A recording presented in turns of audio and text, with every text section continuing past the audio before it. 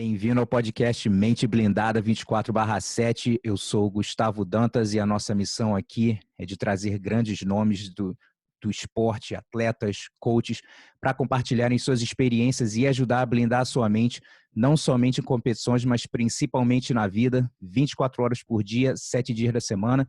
E hoje eu tenho o professor Roberto Godoy, 5º grau de Jiu-Jitsu, cara, uma lenda do Jiu-Jitsu de São Paulo, 3 vezes campeão mundial master de kimono, 2 vezes sem kimono, foi 3 vezes medalhista no Campeonato Mundial Adulto Faixa Preta, muita experiência para passar. Eu lembro que nos anos 90, eu lembro que tinha um grupo de São Paulo que começou a ir para o Rio para lutar, e você era parte desse grupo que vinha de São Paulo, então muito legal, muita história boa para contar, e é um prazer ter você aqui, Godoy. Gustavo, o prazer é todo meu. Fiquei muito honrado pelo convite de poder tentar contribuir, mas a certeza, como em todo lugar que eu vou para poder ensinar, é que eu aprendo. E hoje não vai ser diferente aqui nesse bate-papo com você. Muito obrigado pelo convite. Lógico, então vamos lá. Dá só um resuminho aí do seu começo no jiu-jitsu e a gente já fala de competição. Bom, eu comecei em 1988. Naquela época não tinham grandes campeonatos oficiais, não tinha nenhuma entidade que regulamentava a nossa modalidade. Basicamente, eu comecei para aprender como me defender melhor. Eu andava numa galerinha em São Paulo que tinha como costume sair na porrada, os caras gostavam, esse era o hobby da molecada naquela época, no colégio que eu estudava, tinha várias ganguezinhas. E eu, moleque, né, segui o bonde desses caras. E eu andava na minha turminha, tinha um cara mais velho, que era o cara que eu admirava. Ele era um cara ele era um striker, ele tinha uma pancadaria em pé e ele era o líder do nosso grupo. E eu admirava esse cara demais. E uma vez ele foi passar um final de ano no Rio de Janeiro. E quando ele voltou, ele chegou, meu apelido na época era Dino. E daí ele chegou, mostrou uma revista, era uma Trip, nunca me esqueço, a Trip número 1. E tinha algumas fotos do Rickson fazendo um alongamento, uma respiração de yoga.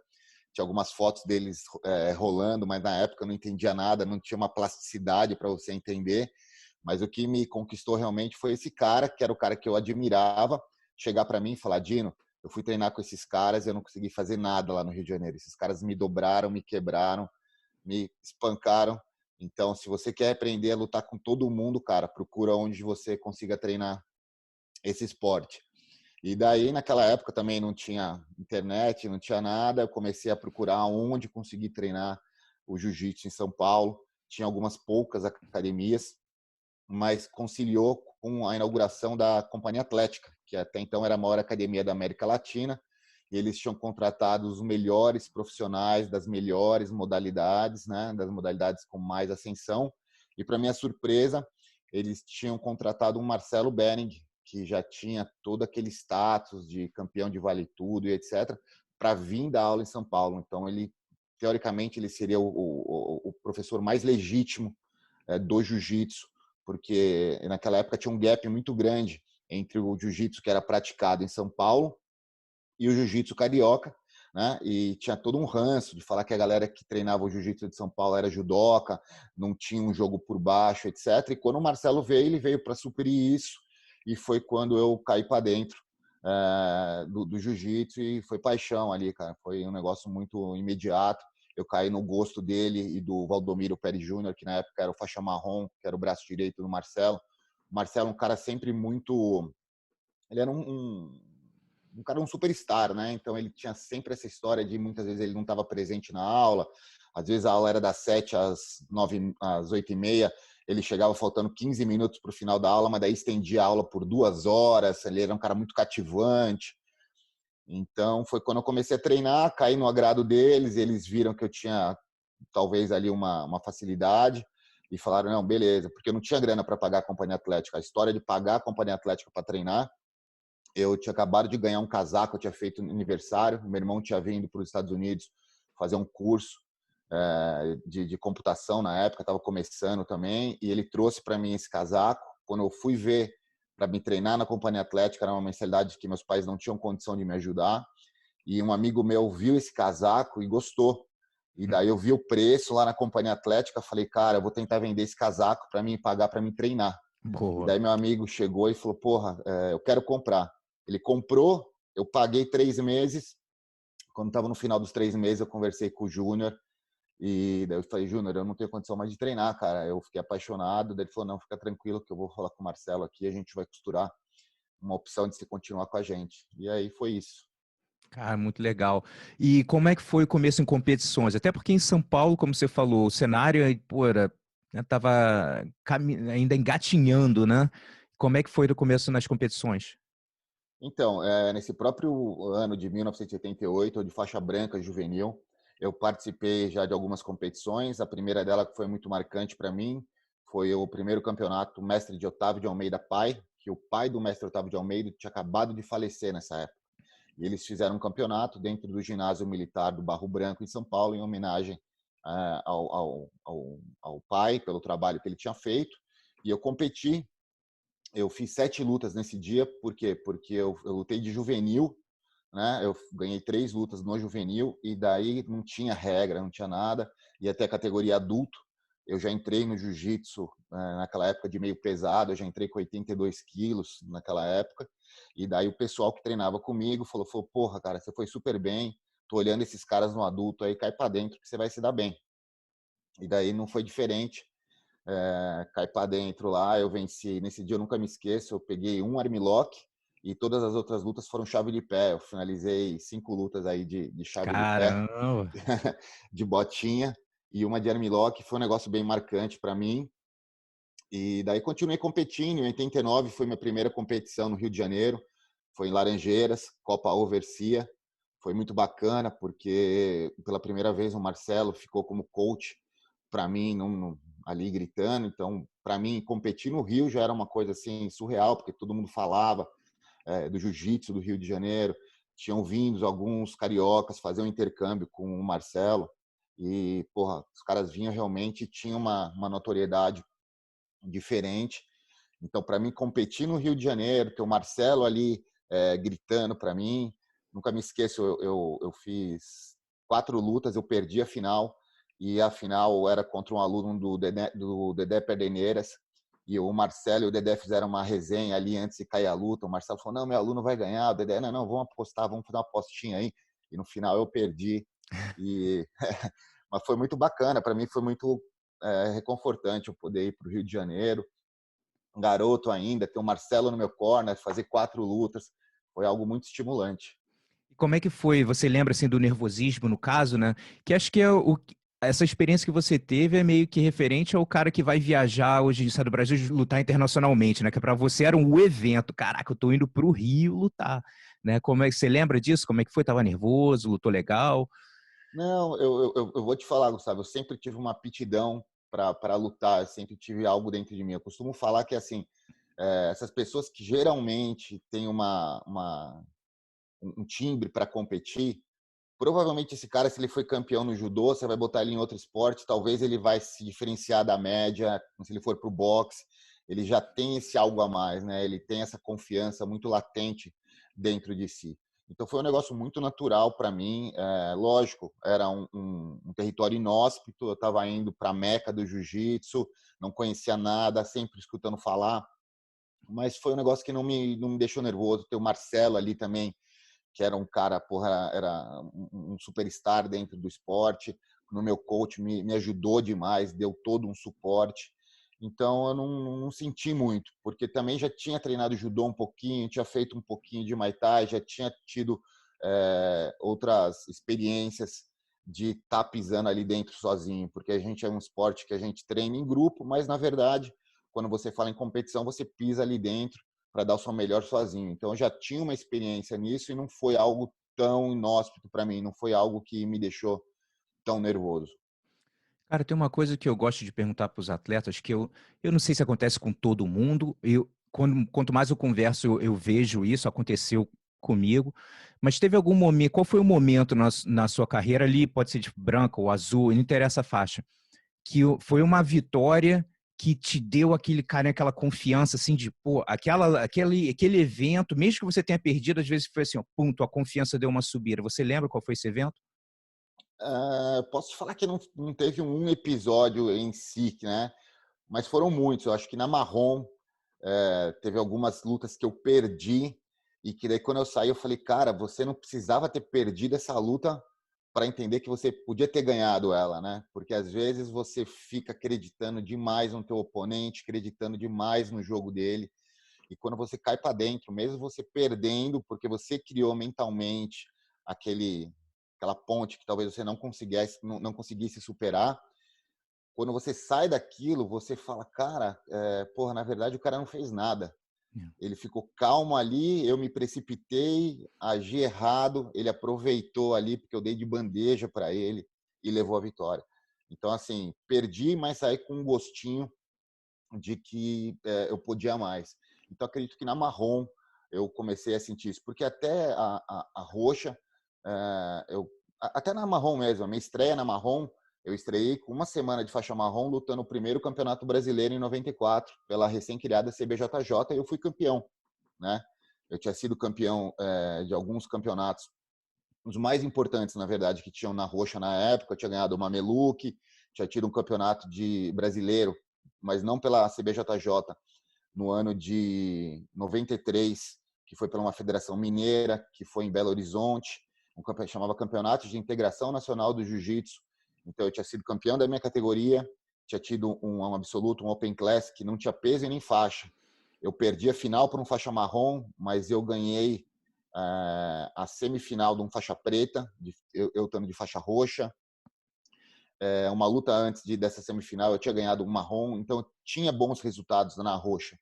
Na marrom também, só que depois que eu ganhei esse primeiro brasileiro, eu comecei a ter alguns reveses, quando eu comecei a lutar com alguns caras de nome, e foi mais ou menos nessa época que eu, mesmo tendo perdido, eu me convenci. Eu falei, cara, você não tem nada para ficar atrás desses caras. Basta você realmente fortalecer a sua mente, porque você pode ganhar desses caras. Então, na Marrom, eu tive esse insight de acreditar mais no meu game, saber que, né, o que faz o resultado realmente é você estar treinando muito, estar com a cabeça sólida ao pisar no tatame. Isso é interessante, cara. Quanto a gente passa por isso, né? Que às vezes você faz, cria um monstro tão grande, né? E de repente, às vezes, no meio da luta, no decorrer da luta, fala, caraca, esse monstro não é tão grande como eu pensava, só que às vezes agora não tem mais tempo, né? Agora, Sim. pô, não dá. Só na próxima, né? Você vai ter a chance, É, talvez, de corrigir. Não, é fato, cara, é fato. E eu sinto isso até hoje. Às vezes você tem uma luta com algum cara, e daí quando você chega lá, quando você bota a mão no cara, você fala, meu, mas esse cara, essa pegada desse cara não é o que eu imaginava. Esse cara aqui é um 79 que, sei lá, tomou bola, alguma coisa, para ficar com esse peso. Eu já lutei com outros caras menores que tem outra pujança, cara. Isso aqui hum. não é vero. Interessante. E, cara, eu gosto sempre de perguntar, então, ainda mais nessa parte, assim, entre faixa azul e marrom, eu gosto de perguntar dos erros psicológicos de competição, erros de treinamento. Você já mencionou que é um dos erros que tem, é dar moral, muita moral para o outro atleta, né? Foi uma que você conseguiu reparar, e é bom que hoje em dia você consegue passar essa experiência para os seus alunos, né? E qual um erro assim que vem à sua mente que você acredita que você cometeu também e como você superou?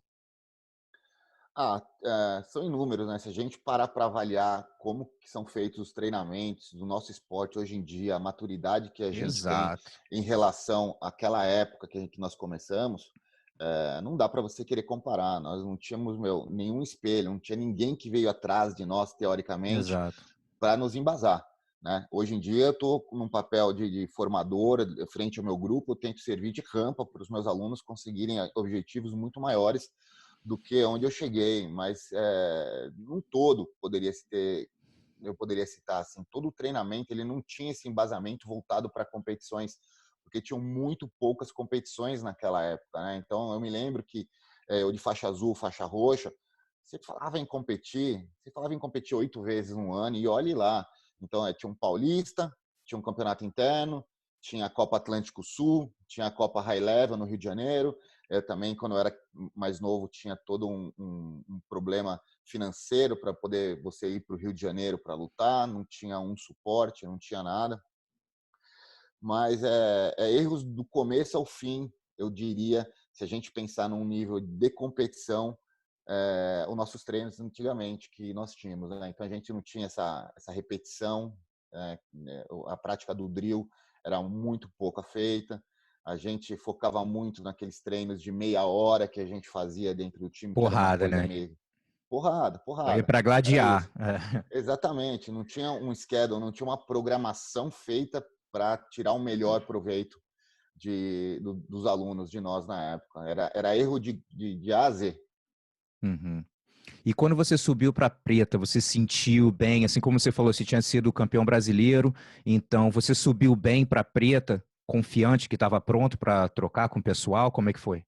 Ah, com certeza não. Com certeza, quando eu pus a faixa preta em 96 na cintura, ela estava enormemente, um pouco menos folgada que hoje, mas ela estava assim, exagerada de larga na minha cintura. O fato de eu ter ganhado a faixa preta em 96 se deu muito mais no sentido de que eu me separei. O Marcelo já tinha se separado do Júnior há muito tempo, lá atrás, logo na década de 90, mais ou menos, se eu não me engano. O Júnior se separou do Marcelo e eu continuei com o Júnior. Daí, por volta de 95, eu me separei do Júnior. O Júnior foi para os Estados Unidos fazer o trabalho dele, veio para os Estados Unidos fazer o trabalho dele e eu fiquei no Brasil fazendo o meu trabalho. E na época o Jorge era meu sócio, o Macaco era meu sócio. E nós montamos o nosso time. Isso foi na mesma época que começou a ter os eventos de Vale Tudo em São Paulo, que o Macaco começou a ter uma relevância muito grande. Eu lutei alguns, apesar de não ter a mesma relevância dentro do MMA, do Vale Tudo na época. Mas isso foi um grande chamariz. E diversos alunos que treinavam jiu-jitsu em São Paulo de outras academias acabaram migrando para o nosso time no intuito de falar, cara, esses caras fazem o Vale Tudo, saem na mão, esses caras vão para o Rio de Janeiro, sair na porrada nos principais campeonatos, a gente quer entrar nesse bonde. E começou a ter um grande número de alunos migrando para o nosso time. Foi quando a gente precisou colocar os nossos atletas no nosso time. A gente criou o nosso time, precisou inscrever eles no Campeonato Paulista. E o Otávio chegou e falou cara, precisa ter um faixa preta responsável para poder inscrever o pessoal no Paulista. Godoy, eu te conheço desde 88, nós estamos em 96, sei toda a tua história, sei tudo o que você fez, eu acho que, cara, você fez por merecer e está mais que justo você receber essa faixa preta para você poder dar continuidade ao seu trabalho.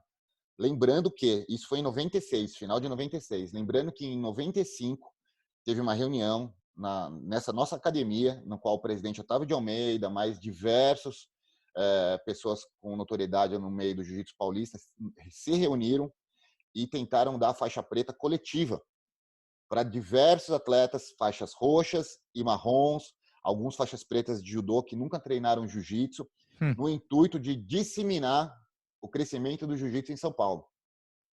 E naquele dia, em 95, de todos que estavam na reunião, apenas eu e o Macaco falamos que não queríamos a faixa preta desse modo. Todos os outros que estavam presentes pleitearam a faixa e receberam a faixa preta doada no intuito de disseminar o jiu-jitsu em São Paulo, em 95. E a gente não, eu falei, mestre, por você conhecer a nossa história, por tudo que eu batalhei até hoje, quando eu for pôr essa faixa preta na minha cintura, realmente que ela seja por merecimento, por legitimidade dentro da arte. Acabou que a gente ficou mais um ano fazendo o trabalho, e daí o Otávio veio conversar comigo, ele falou, cara, por mais que você entenda que essa faixa preta não esteja justa na sua cintura, eu vejo que você, perante ao grupo, necessita disso, porque todos esses caras acreditam em você e você precisa colocar. Então, eu recebi essa faixa preta em 96, na minha mente, muito mais como uma chancela para os nossos alunos poderem participar e eu inscrever, do que por um merecimento. Comecei a treinar em 88, 96 recebi a faixa preta, ela estava enorme. Quando eu comecei a competir, isso refletiu nos meus resultados, porque naquela época ninguém falava, você não tinha como saber começo, meio e fim da tua jornada, não tinha condição de você chegar numa academia ao se matricular, falar, maravilha, eu queria entender como que é o processo, como é a metodologia de vocês, quanto tempo eu preciso treinar, durante quantos anos, em cada faixa eu vou ficar para alcançar essa faixa preta. Não existia essa história, né? Era um negócio surreal. Você tinha que ter lutado vale tudo, você tinha que ter sido campeão de diversos eventos. Quem sabe um dia você seria agraciado pelo seu mestre olhar para você e falar: ó, você está merecendo essa faixa. Foi assim, quando eu fui criado, quando eu entrei no jiu-jitsu, era a atmosfera que a gente respirava. Então, catei atletas que tinham, porra, toda uma vida já na faixa preta, né? Eu lutei com atletas que tinham muito mais tarimba e etc. Mas foi aí que, de novo, eu comecei a sentir aquele mesmo sentimento da faixa marrom. Falar, peraí, cara, esses caras estão aqui, têm uma legitimidade muito maior e etc. Mas se eu realmente me empenhar, se eu acreditar em mim, dá para mim fazer frente para esses caras. Não são nenhum bicho de sete cabeças. Mas, de novo, eu precisei sentir isso, precisei encostar nesses caras, perder Uhum. diversas lutas para começar a entender isso e falar, cara, eu posso.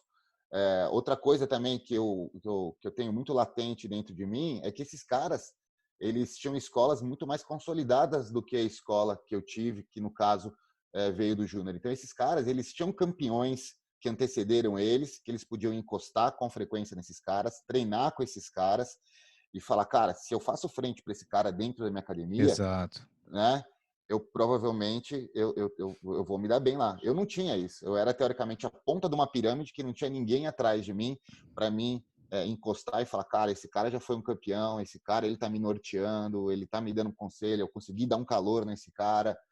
Então isso foi uma coisa muito importante que eu senti.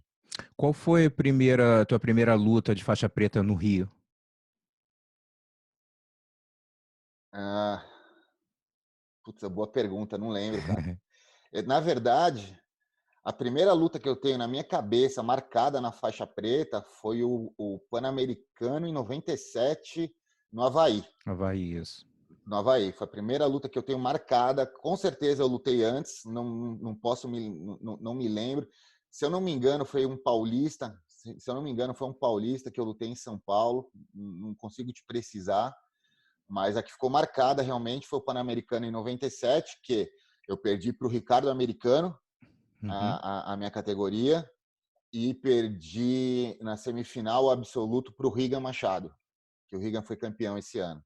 Uhum. Legal. Então, esse foi sei lá, um marco zero que eu lembro de cabeça, assim, da faixa preta, alguma coisa que ficou marcada no primeiro ano, foi esse Pan-Americano no Havaí.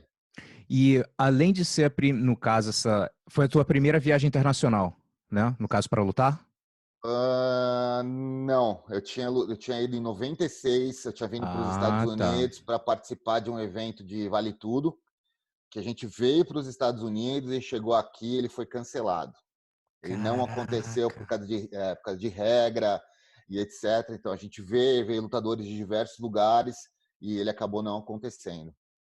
E como é que foi essa transição, assim, para lutar o MMA na parte emocional? De indo aquela coisa do dia anterior da luta, se sentindo bem, conseguindo fluir teu jogo na luta, como é que foi? O MMA, ele mexia diferente, né? Ele tem todo um lance. Assim, naquela época ainda tinha uma história de que você não lutava representando você próprio ou o seu time. Você estava ali para representar uma bandeira, né? Que se chamava jiu-jitsu. Então tinha toda aquela história de você cair para dentro, sobrepujar as outras modalidades, mostrar o valor, a diferenciação da onde a nossa luta transcorria e a superioridade da doutrina Grace, né? Então tinha toda aquela história de você levar aquele legado. A gente via aquela época os vídeos dos caras invasão de academia, caindo para dentro, porrada. Era aquilo que a gente respirava, era aquilo que a gente achava que estava carregando nas costas.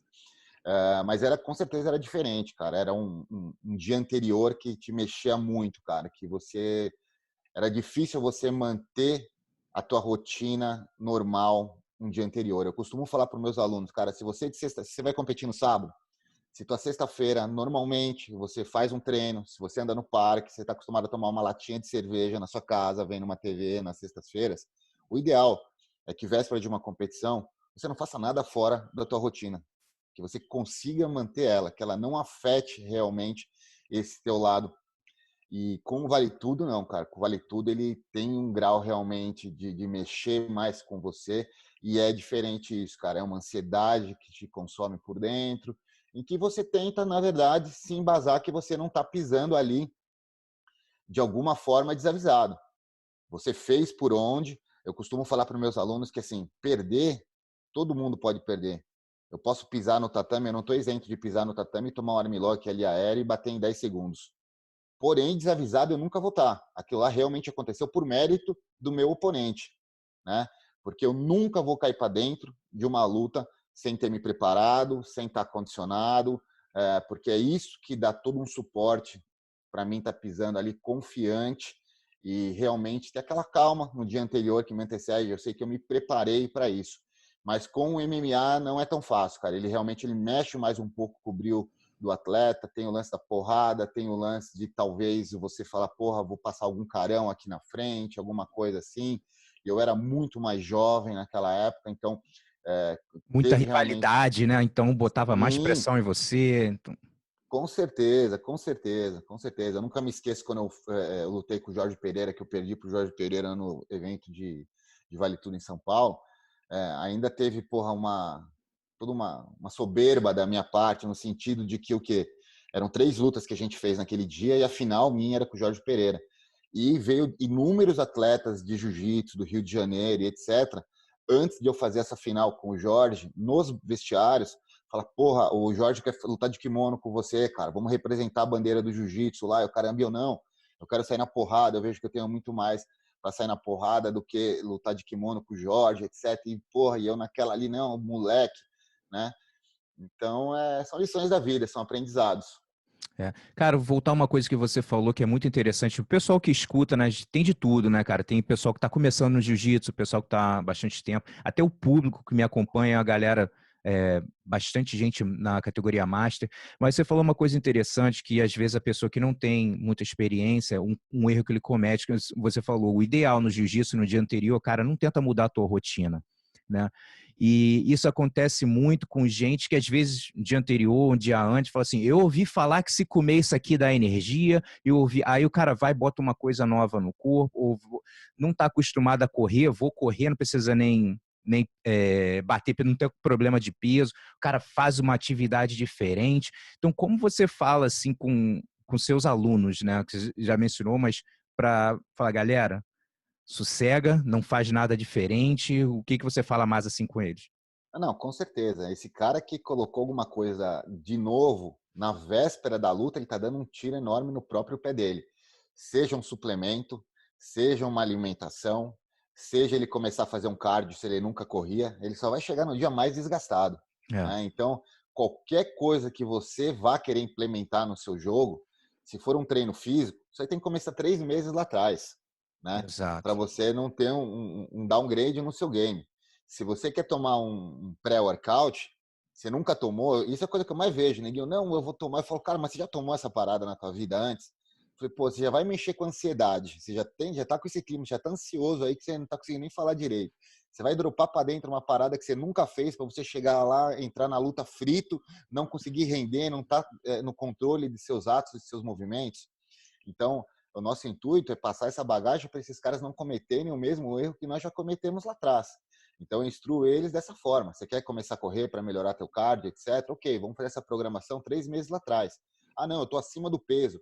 Eu estou na semana da luta. O que eu faço? Você vai fazer o que você já sempre fez, cara. Se você estava caprichando, você vai caprichar na especificidade. Você perde esse peso, então, fazendo rola, que é o que você tem feito. Você não vai colocar nada diferente no teu treino Exato. vésperas, porque com certeza isso não vai te beneficiar. Isso aí só vai te arrastar para baixo, cara. Então, a gente tem que instruir o pessoal nisso. No quesito dos Masters, também eu sempre tenho uma história, porque assim, eu sou um cara que me cobro muito.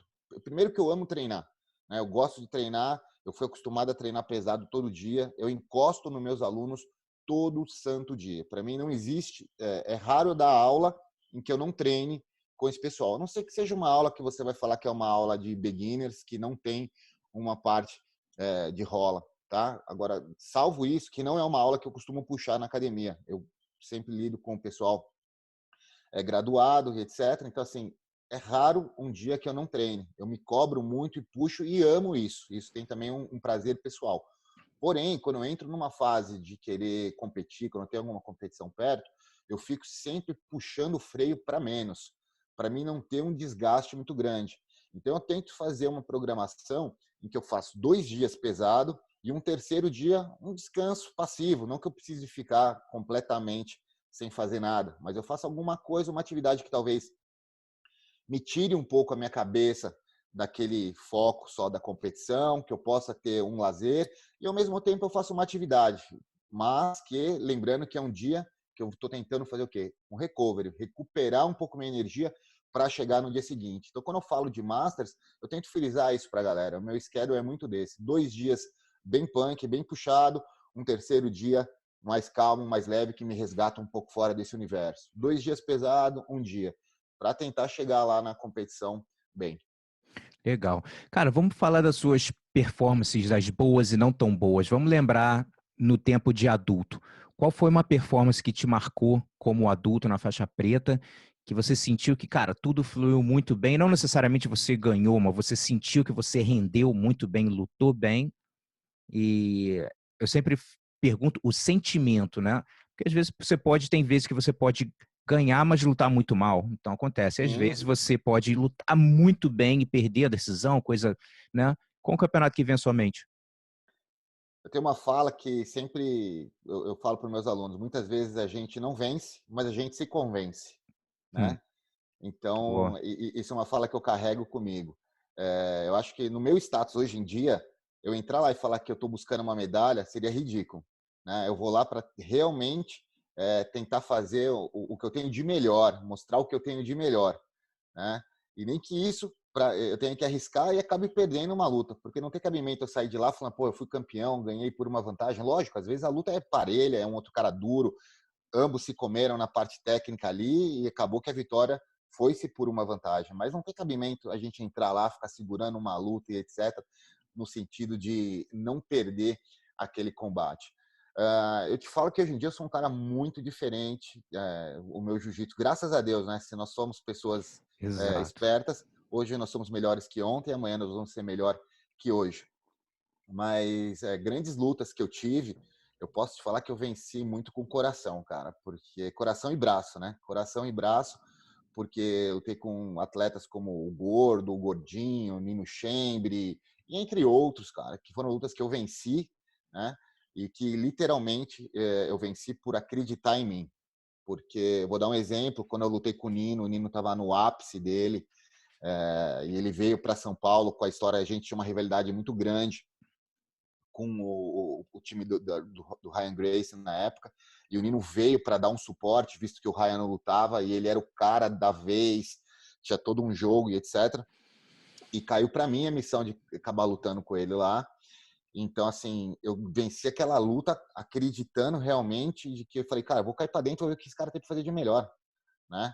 Então, não tive um recurso técnico para brigar com o Nino naquela época, que tinha um jiu-jitsu muito superior ao meu, mas eu tive coração e dentro daqueles 10 minutos que teve de luta, cara, eu dei tudo que eu tinha para dar de mim e ele com certeza deu dele porque ele não queria amargurar a derrota, mas foi muito bacana, cara. Foi um negócio que eu falei, bom, se eu conseguir segurar com o coração e com o braço e com o pouco que eu tenho de técnica disponível, se eu treinar realmente, se eu me aprofundar mais, cara, eu posso tudo, né? Foi basicamente foi um marco muito bacana para mim naquela época ter lutado com o Nino e entre outros que eu lutei, não saberia te falar, são muitos anos, são 32 anos dentro do esporte, são muitas lutas, talvez tenha algumas outras que tenham me marcado, mas de bate pronto para te responder, eu falaria que essa luta com o Nino foi uma luta muito marcante, porque também teve todo o lance da rivalidade Exato. exacerbada dos times ali. Então foi muito marcante para mim e foi gratificante de sair de lá com esse pensamento. Nunca me esqueço, nesse mesmo dia, o Margarida lutou também, ele acabou perdendo, não lembro para quem que ele perdeu, e daí ele foi para minha casa de madrugada lá fazer posição depois do campeonato. Porra, você viu, eu fiz isso, errei naquilo, você ganhou dele, mas você deu mole aqui e tal. Foi um dia bem marcante. Legal. E uma performance não tão boa, que você acabou não rendendo e qual a lição também que de repente você tirou dessa performance? Pô, também são inúmeras, eu Lógico, isso é não, fato. não saberia te pontuar uma em especial que mais me marcou, mas eu posso falar uma recente, por exemplo, cara, dentro do Mundial de Masters, que eu lutei com o Saulo. A minha primeira vez que eu lutei com o Saulo no Mundial de 2013 ou 2014, eu não me engano. Então a gente se enfrentou ali, a gente nunca tinha lutado. Foi uma luta que eu senti que ele estava sentindo demais ali comigo, o game dele não estava batendo em pé. E daí teve um momento, faltando 2 minutos para a luta, e que, sem querer, o meu dedo encostou no olho dele, e daí parou a luta, esfriou, né? E ele voltou pro tudo ou nada e eu deixei amornar aquela história. Eu no sentimento ali de que, pô, enfiei o dedo no olho e tal, mas eu perdi o foco. Quando parou ali, eu perdi um pouco o foco da luta, cara. Então foi uma puta numa lição, porque eu não precisava ter amargurado ali. E te falo mais que essa luta, cara, ergueu ele para os próximos eventos que a gente acabou se enfrentando, cara, entendeu? Talvez se essa primeira luta tivesse tido um revés para ele, talvez também tivesse me ajudado em lutas decorrentes que eu fiz com ele. Mas esse dia foi uma história, esse que parou e eu não soube manter o meu foco, a minha cabeça focada. Faltava 2 minutos, eu estava na frente ali e no final acabei tomando uma queda quando ele retornou e acabei amargurando essa derrota. Cara, vamos falar dessa tua transição do adulto para o master. Eu gosto muito de trabalhar com a galera master, né? É um público que eu gosto bastante de trabalhar. Cara, quando você mesmo falou a diferença do teu mindset, como você ia lutar como adulto e master, é completamente diferente, né, cara? O que você está procurando hoje em dia, como você falou, né? Eu não tô ali para medalha, para pegar, né? Você quer ali, pô, quero, meu irmão, dá para usar o meu jiu-jitsu? Vou conseguir usar? Você está ali literalmente testando a sua técnica. E quando, ainda mais nos anos 90, né? Era aquela coisa de, meu irmão, o único foco é ganhar, não tem melhor, é ganhar, é ganhar. Então, como é que foi essa mudança para você, assim, né, de até acabar lutando melhor como master, não porque, é lógico, a experiência, e de você soltar mais teu jogo, né? Como é que você vê essa diferença? Bom, é bem como você falou, Gustavo. Eu acredito isso muito mais na minha maturidade como atleta do que necessariamente na história do campeonato ser master ou adulto. Eu tenho certeza que se eu me arriscar no adulto hoje em dia, apesar dos atletas serem muito mais duros, eu vou ter uma performance pensando num jiu-jitsu para frente melhor do que na época que eu competia de adulto, porque eu tenho uma maturidade, eu tenho uma segurança hoje em dia, por incrível que pareça, guarda me salva muito. Eu não faço guarda fechada, eu gosto de fazer guarda aberta. É uma coisa que muitos não acreditam nessa história, mas quem acompanha as competições que eu luto sabe o quanto a guarda acaba me salvando diversas vezes. Eu não tinha essa confiança quando eu era mais novo. Então, assim, foi um processo natural de amadurecimento em que hoje em dia, cara, são várias fases. Então, assim, eu quando eu vou competir, quando eu tô naquela área de aquecimento, em que eu já vejo o cara que eu vou competir, se eu não conheço o game dele, eu olho para ele, já no biotipo dele, eu também já faço algumas leituras, cara. Eu já olho para ele e falo, cara, esse cara, pelo biotipo que ele tem, eu já imagino que ele deva fazer isso aí vai casar melhor com o meu jogo aqui. Talvez ele não espere que eu vá fazer isso, então eu já faço um caminho, eu já trilho na minha cabeça uma trajetória em que me ajuda muito, né?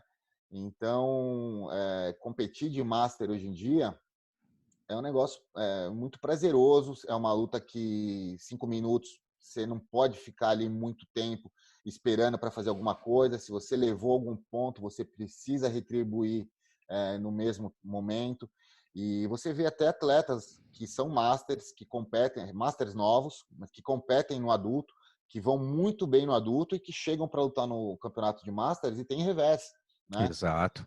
Porque assim tem um time de luta diferente, tem algumas peculiaridades específicas da competição em que o adulto não respira esses ares. Mas eu acho basicamente isso, acho que é mais a minha maturidade como atleta que melhorou o meu jogo e hoje em dia eu posso competir muito melhor. O fato de lutar 5 minutos, com certeza, para mim ajuda. Eu acho que ajuda, cara, porque eu tenho um jogo de muita pressão, eu tenho um vigor físico que eu coloco no meu jogo, não é um jogo que é um flow, né? Eu tenho um jogo de muita pressão constante. Então eu acho que uma luta de 5, não que eu não conseguisse manter isso 10 minutos, mas eu precisaria treinar para tal. E um campeonato mundial de 5 minutos calha muito com o meu jogo e é isso, cara, É, basicamente. a importância de abrir o placar nos 5, 6 minutos é muito grande, né, cara? Porque às vezes você tá ali, vou sentir o cara, ver qual é, falta 2 minutos e meio. O cara faz uma vantagem, tem uma punição, meu irmão. Muda a luta toda, muda a história toda. Com certeza, sair na frente e principalmente se não sair na frente, dar o troco na sequência, faz toda a diferença. Não dá tempo para pensar, Exato. porque senão é só no próximo campeonato que você vai conseguir arrumar isso. Ainda mais na faixa preta, né? De repente no menos graduado, de repente rola, mas na preta, um cara experiente que tem 2 minutos para fazer antijogo, pô, boa sorte para fazer ponto no cara, né? Sim, Porque é com difícil. certeza. Isso é uma reclamação comum. A gente vê vários amigos falando, pô, você viu minha luta ali, não sei o que, caí com o cara fez uma vantagem, me travou na guarda fechada ali o tempo inteiro, o juiz onde o juiz estava, que o juiz não viu. Então, é comum, mas eu acho que o crédito não cabe ao juiz, realmente. Acho que é muito de nós que pisamos lá, fazer acontecer, não deixar na mão de ninguém. Como você falou, tentar estar na frente, ter esse jogo muito claro, na ponta da língua, o que você almeja. Eu faço sempre essa leitura aí do meu oponente antes de pisar para já traçar plano A, B ou C. Lógico que muitas vezes foge da nossa alçada o que a gente almeja, e daí passa muito a contar coração, passa muito a contar o teu foco, tá ali muito claro na tua mente para você em nenhum momento deixar isso passar pelos dedos da mão. E é isso, cara. É gratificante, na verdade.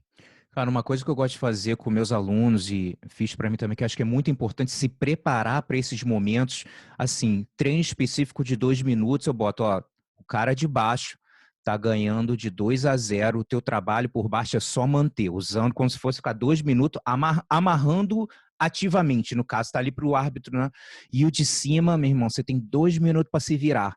Vai ter que se expor, vai ter que levantar, vai ter que fazer o que for. E às vezes a gente faz outros cenários também, de que o cara por baixo, vamos supor, tá ganhando de 3-0, ele tá na guarda fechada, ele vai ficar, desculpa, tá por cima e você tá por baixo, você tem que se virar, né? Então, procurar cenários diferentes assim que acontecem, né? Do cara tá por cima, tá ganhando, falou assim, meu irmão, você tem que abrir a tua guarda, tem que se virar, porque só fica, se você não tá acostumado com esses cenários, de repente vai chegar no campeonato, fala assim, pô, o cara tá amarrando, pô, irmão, é o que é, o nego vai amarrar, faz parte, né? Sim, Então, se preparar para criar uns cenários que quando acontecer, fala assim, irmão, você tem 2 minutos para se virar. E aí vai, né? Então, esses treinos ajudam. com certeza. Compartilho do mesmo sentimento. Você criar essas referências alusivas ao dia da competição, que são passíveis de acontecer, tem todo o sentido. Isso só corrobora aí para você, numa eventualidade se acontecer, você tá ali, sabe que você tem que botar tudo de si se você realmente pensa em sair campeão desse campeonato. Eu acho que é fato, a gente faz isso também, faz parte da gente lidar com a situação adversa. É. E, cara, como é que você se prepara mentalmente hoje em dia para os campeonatos? Eu não tenho nenhuma preparação mental voltada para a competição, cara. O que eu penso é o seguinte: você já tem toda uma história, você já tem toda uma bagagem. Então, quando eu vou lutar com. Tem diversas faixas pretas hoje em dia que eu vou competir, que lutam na minha categoria de Master, que eles não têm o tempo que eu tenho de Master, Uhum, com né, certeza. dentro do Jiu-Jitsu. E você consegue sentir essa diferença muito clara. Então, para mim, quando eu vou enfrentar esses caras, eu boto essa bagagem na minha cabeça, né? Sem ter um treinamento, mas já sendo, eu já me preparo e falo, cara, você tem jiu-jitsu de sobra para chegar com esses caras aí, que eles não têm o teu know-how, não têm o conhecimento, não passaram um terço da tua experiência. Esses caras aí é para você passar com muita facilidade. E depois tem os outros caras que estão dentro do mesmo patamar de tempo, de legitimidade, são outros caras que têm outras histórias brilhantes, às vezes muito maior que a minha, e que daí cabe a mim realmente também ter esse treinamento de uma forma não tão clara, mas que eu faço, acabo fazendo, né? Que é, Lógico que isso que eu ia falar. sim, é uma forma que muitas vezes não tão clara para mim de falar assim, pô, peraí, vamos fazer esse treino, mas eu faço. É uma Ele parada bem acaba, ele, orgânica, né? Vai vindo. exatamente. Na osmose ali orgânica, você acaba fazendo isso. Então, daí eu começo a falar, falo, cara, ok, você de repente já lutou com esse cara há 10 anos atrás, você perdeu desse cara, maravilha, mas você é outro Godoy agora. Você tem um game muito melhor, você competiu, esse cara teve um delay ali, que ele ficou parado de repente um tempo. Eu pego alguns pontos, alguns alicerces ali para corroborar com a minha cabeça, no sentido de deixá-la mais forte e quando eu pisar no tatame, realmente eu fazer o meu game acontecer.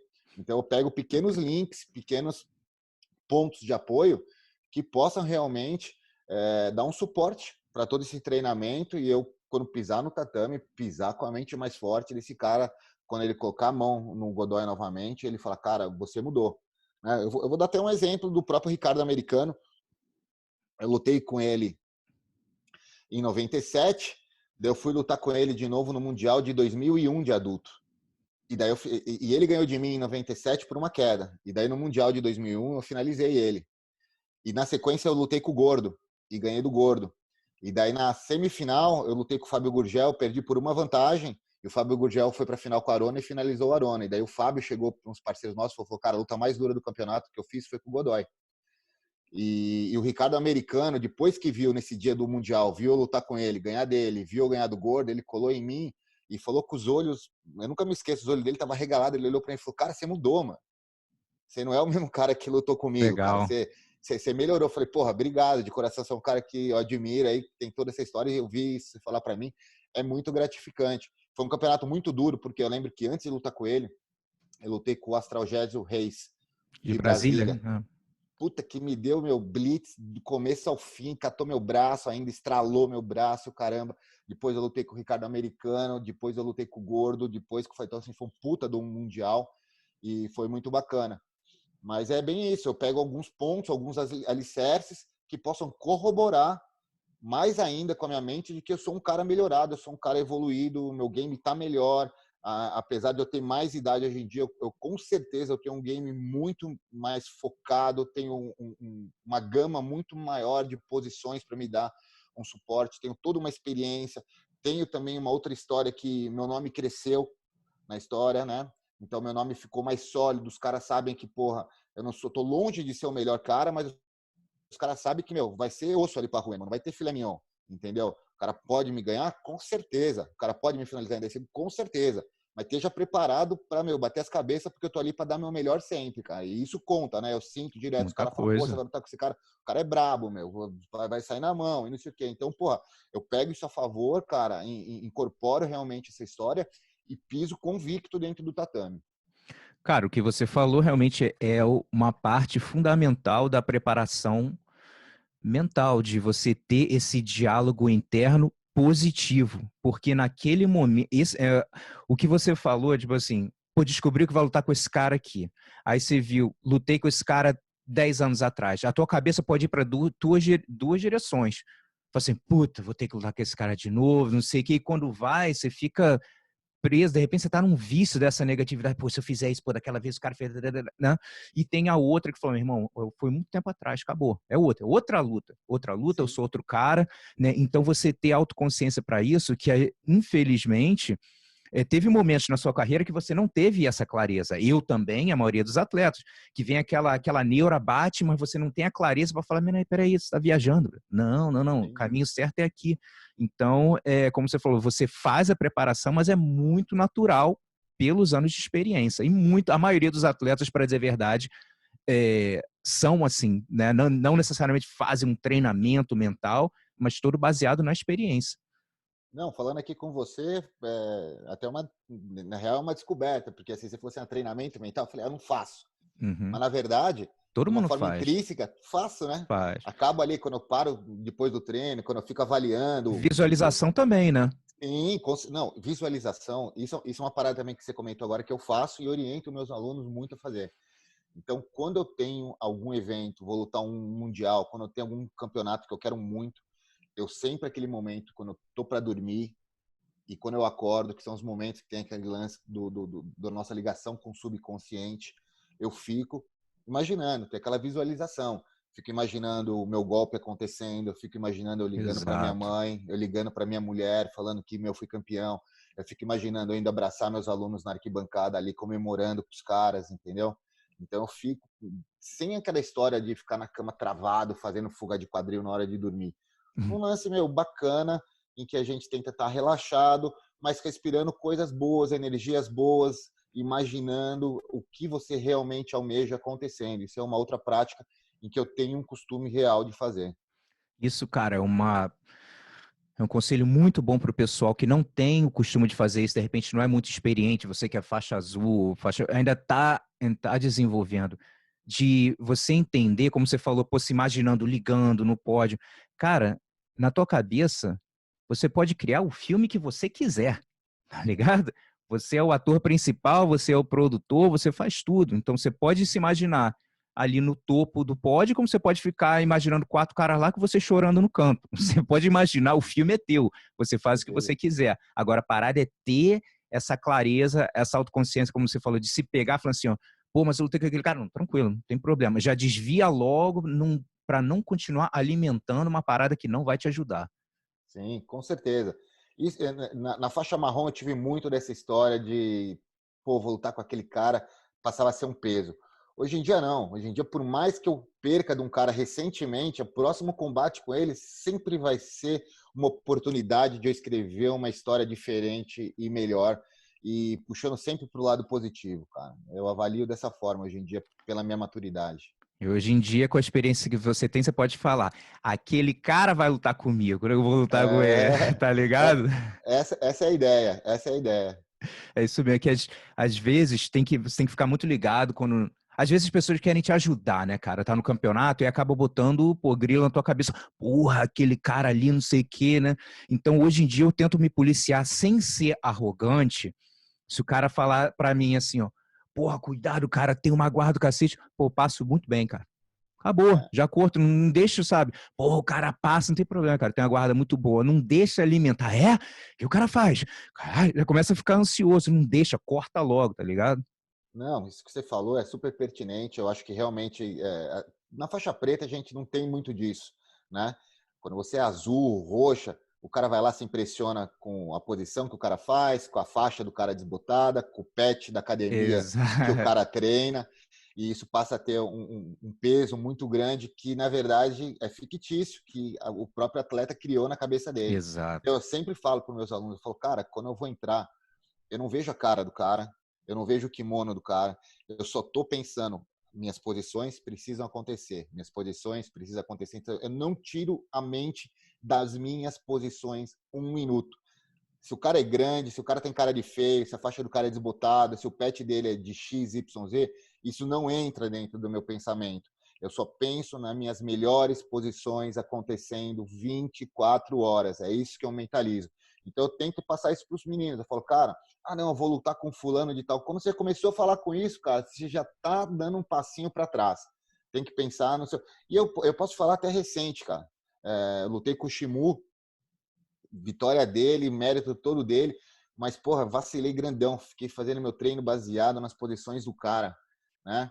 Então, quem me acompanhou ali no pré-treino que eu estava fazendo pré-competição, porra, em vez de enfatizar as minhas posições, o meu forte, fui trabalhar o jogo do cara. Outro erro enorme, entendeu? Que eu tive agora recente, um aprendizado, coisa de um ano, nem um ano atrás. Assim, porra, saí amargurado, cara. Não pelo fato da derrota em si, mas pelo fato da luta que eu apresentei, do erro que eu fiz na preparação para essa luta, cara. Mas é parte. É. Eu avalio que os aprendizados são eternos. E, cara, o que você falou, eu sou a favor de estudar o competidor. Eu gosto. Agora, como você falou, tem que ter um cuidado muito grande, né? Você estudar para estar ligado, pô, qual que é de um cara gosta, o cara gosta mais de wrestling, de judô, ele puxa rápido, só para ter uma ideia das coisas. Quando a gente começa a ficar mudando o nosso jogo para ainda mais às vezes num campeonato você vai lutar com várias pessoas, né? Você vai ficar focando num cara, né? Então é focar mais no seu, né? Fazer, meu irmão, isso aqui é o que eu faço, tá ligado no que o cara, né, fazer, mas continuar fazendo o seu, né? Exato, é uma linha muito tênue. Você precisa só entender um pouquinho, cara. Mas se você se aprofundar, você já começou a dar um grade no seu game, cara. É fato. Exato. Cara, qual foi um campeonato assim que a palavra superação vem à sua mente? Pode ser, às vezes, uma lesão, voltando de lesão, uma lesão que aconteceu, um campeonato difícil, algum problema pessoal, você lutou. Qual foi um campeonato de superação? Pô, teve muitos, viu, cara? Teve muitos, muitos, muitos, muitos mesmo, cara. Com muitas histórias. Pô, quando eu lutei a Taça da Amizade contra o Léo Dalla, eu tinha acabado de comprar um carro no Brasil, daí os caras me roubaram, pararam no farol, eu indo pro evento, os caras me roubaram, levaram o carro sem Puta merda. seguro. Mas teve, Nossa. mas, que assim, me marcou, mas não foi. Mas teve um outro evento bem bacana que foi o PAN acho que não lembro se foi de 2012 ou 2014, e eu já estava lutando de Master, e eu caí na primeira luta com o Sheik de Dubai, com o Tariq. Daí eu ia lutar, eu já tava de quartas, né? Então eu fazia uma luta só no sábado e voltaria no domingo para fazer mais 2 lutas na categoria e depois lutar o absoluto. E eu entrei dentro do ginásio lá na Califórnia para começar a me aquecer, aqueles ar-condicionado bombando, corpo frio, e eu comecei a fazer um warm-upzinho, como se fosse fazer um ultimata, e frio ainda, fui lá, quando eu fiz fez pau! Puta, meu. Estourou minha coxa, cara. Na hora deu um derrame ali no bíceps femoral, eu não conseguia mexer a coxa. Eu falei, cara, o que eu faço? O que eu faço? Daí eu falei, vou tentar aquecer o que eu posso sem mexer e vou cair para dentro para, dar o meu melhor rápido e tentar ir para casa, ver se eu consigo um anti-inflamatório que eu não tinha levado, não trouxe comigo para viagem, e fazer gelo e etc. Então, porra, na hora deu um derrame da virilha até o joelho no bíceps, caí para dentro na primeira luta com ele, não deixei muito entender, fui para pegar rapidinho, graças a Deus deu tudo certo. Fui para casa, consegui falar com o André da IBJJ, o André tinha um anti-inflamatório, ela me arrumou, tomei. Fui para casa, gelo, 24 horas. Acordei no dia seguinte e foi muito da história da superação, cara, porque eu não conseguia mexer a perna direito, mas eu falei, cara, eu tô do lado do ginásio, eu vou fazer todo o meu aquecimento aqui, tem uma molecada que já chegou no ginásio, vai ficar me falando a respeito do horário ali para ver se não muda muito a programação. Então fiz todo um aquecimento dentro do quarto ali, fiquei pingando, os caras falaram, mestre, tá começando a chamar. Meti o moletom, fiz até um vídeo na hora pra molecada no Insta lá, falei, tô indo pro campeonato, a mente tá forte porque o corpo tá ruim. E, porra, foi bem bacana porque eu consegui ganhar as outras 2 lutas, finalizei as lutas da categoria, fui pro absoluto. Tinha um cara que eu não conhecia, que esse cara veio para lutar comigo, ele veio nitidamente, porque desde a primeira luta que ele foi ganhando, ele foi me intimando no olhar, assim, lá nas áreas de competição, era um cara que eu não conhecia, e, porra, começou a luta, eu tentei uma queda nele, ele me deu a queda 2-0, ficou em pé, tentei outra queda, ele me derrubou de novo, 4-0, e daí comecei a tentar bombardear, fazendo guarda, faltando 13 segundos para o final, consegui finalizar ele. Então foi um campeonato de Irado. muita superação. Foi um negócio que, pô, todo mundo tinha certeza que eu ia perder no final ali. Foi um negócio que realmente veio de dentro ali para mim continuar com a perna zoada e acontecer essa luta aí que esse cara veio para me pegar e foi bacana. Foi sair maior do evento, cara. Foi Legal, legal. legal.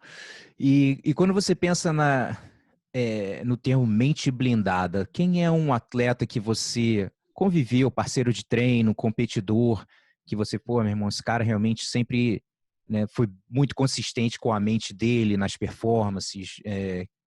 Quem chama a tua atenção?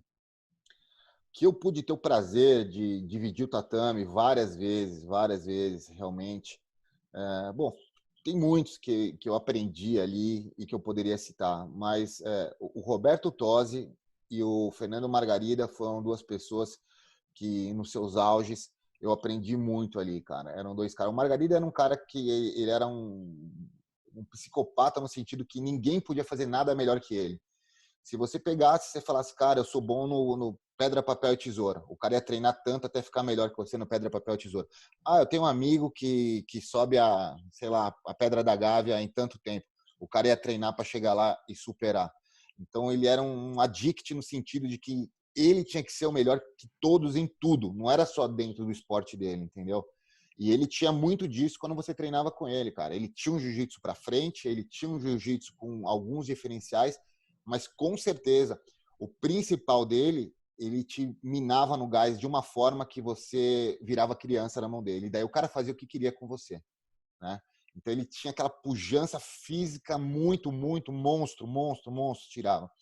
E o Roberto Tosi sempre foi um cara também muito disciplinado, um cara muito focado com os seus objetivos. Dificilmente se tirava ele dessa zona de segurança dele, né, cara? Ele era um cara que, porra, acreditava muito no jogo dele, tinha uma base muito sólida vinda do judô já na parte em pé.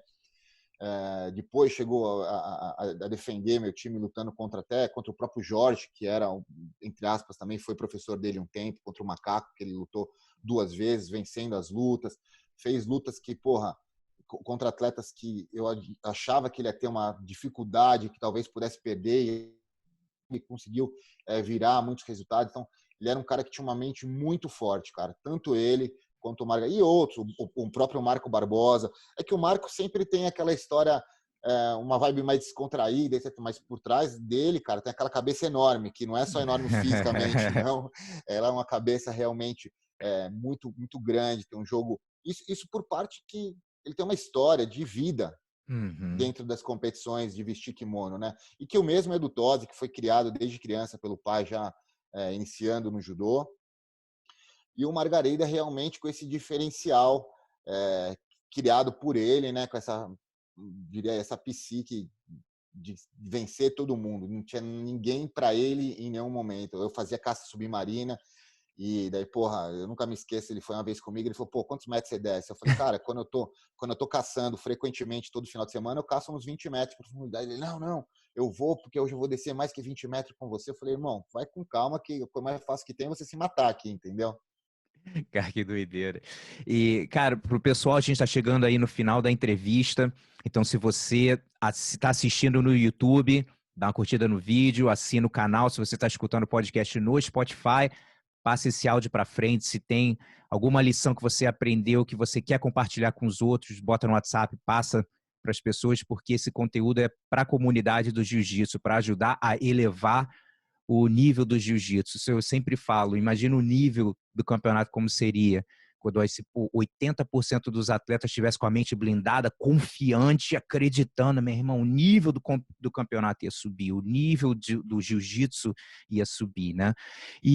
Cara, para finalizar, qual é uma das maiores lições que a competição, não só o jiu-jitsu, mas a competição te ensinou para tua vida? Ah, cara, eu acho que é lidar com o ego e a humildade, cara. Eu acho que lidar com o ego e a humildade, você não vai conseguir lapidar muito isso se você realmente não cair para dentro da competição, cara. Eu acho que o fato de você sofrer pressão, dar pressão e ao mesmo tempo entender que aquilo não te faz melhor ou pior que ninguém, aquilo nos beneficia em todos os sentidos. Aquilo transcende os tatames que a gente está ali competindo e se insere na nossa vida de uma forma a nos tornar pessoas muito melhores, cara. Então eu acho que lidar com ego, vaidade, a competição te puxa para cima. Também te puxa para cima em diversos outros sentidos. Você lidar com as dificuldades, né, cara? Você ter calma para agir, ter o melhor discernimento e agir da melhor forma possível. Isso também, cara, vai transcender e vai te ajudar em algum momento na tua vida profissional, se você é um empresário, quando for assinar um contrato, em algum momento na tua vida pessoal. Quantas vezes a gente não vê pessoas que eram casadas e após um momento de separação, o cara fica uma depressão e etc. Então, eleva a tua autoestima. Eu só vejo benefícios, cara. Eu estou aqui agora nos Estados Unidos e eu tenho treinado em algumas academias aqui enquanto eu não abro a minha. E eu vejo que eles têm um modelo de aula que muitos vêm e só fazem o jiu-jitsu e acabam não treinando, cara. Eu entendo que falta ainda uma parcela para essa prática ser completa, porque se o aluno não está acostumado, no mínimo, a treinar na academia, ele sente falta dessa pressão e é uma parte super importante da tua parcela de crescimento como pessoa e como atleta, sofrer essa pressão, dar essa pressão nas outras pessoas. E daí, falando numa esfera maior, é você proporcionar isso num ambiente mais inóspito para você, que seria fora da academia, numa competição, lutando com pessoas que estejam dentro do mesmo padrão de mentalidade que a sua. Eu quero ganhar de pessoas que realmente também querem ganhar, de pessoas que têm notoriedade e sabem do que eu estou falando. Eu acho que seria isso. Com certeza. Godoy, brigadão pela entrevista, cara. Parabéns pela brilhante carreira e boa sorte nesse novo capítulo aí da sua vida na Carolina do Norte. A gente está gravando em maio de 2020, um período difícil aí para todo mundo, mas essa entrevista vai estar gravada aí para sempre. Então, de repente, 10 anos atrás, pessoal, 10 anos na frente, o pessoal vai estar olhando para trás e ver, caramba, que ele foi o momento da quarentena, passou, nós vamos superar isso. E então, cara, parabéns, obrigado mesmo. Eu que agradeço o convite mais uma vez, Gustavo. Acho que resiliência é a palavra agora do momento.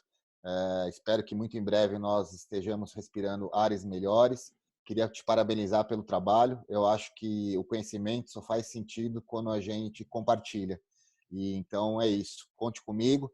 E é um prazerzaço estar aqui contribuindo com a bandeira da nossa arte. Parabéns.